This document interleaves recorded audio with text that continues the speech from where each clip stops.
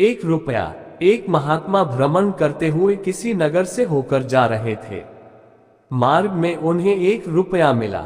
महात्मा तो वैरागी और संतोष से भरे व्यक्ति थे, भला 1 रुपये का क्या करते। इसलिए उन्होंने ये रुपया किसी दरिद्र को देने का विचार किया।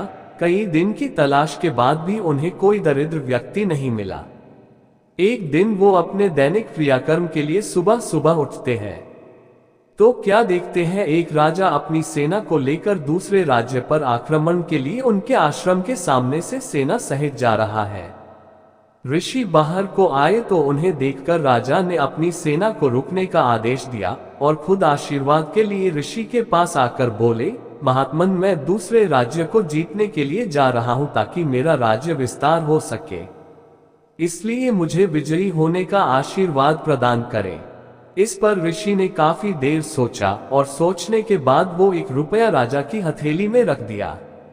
ये देखकर राजा हैरान और नाराज दोनों हुए, लेकिन उन्हें इसके पीछे का प्रयोजन काफी देर तक सोचने के बाद भी समझ नहीं आया।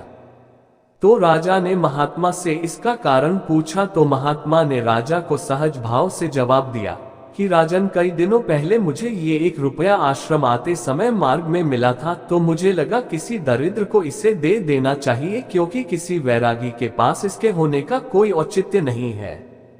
बहुत खोजने के बाद भी मुझे कोई दरिद्र व्यक्ति नहीं मिला, लेकिन आज तुम्हें देखकर ये ख्याल आया कि तुमसे दरिद्र तो कोई है ही नहीं इस राज्य में, जो सब कुछ होने के बाद भी किसी दूसरे बड़े राज्य के लिए भी लालसा रखता है।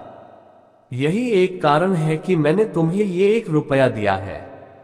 राजा को अपनी गलती का एहसास हो गया और उसने युद्ध का विचार भी त्याग दिया।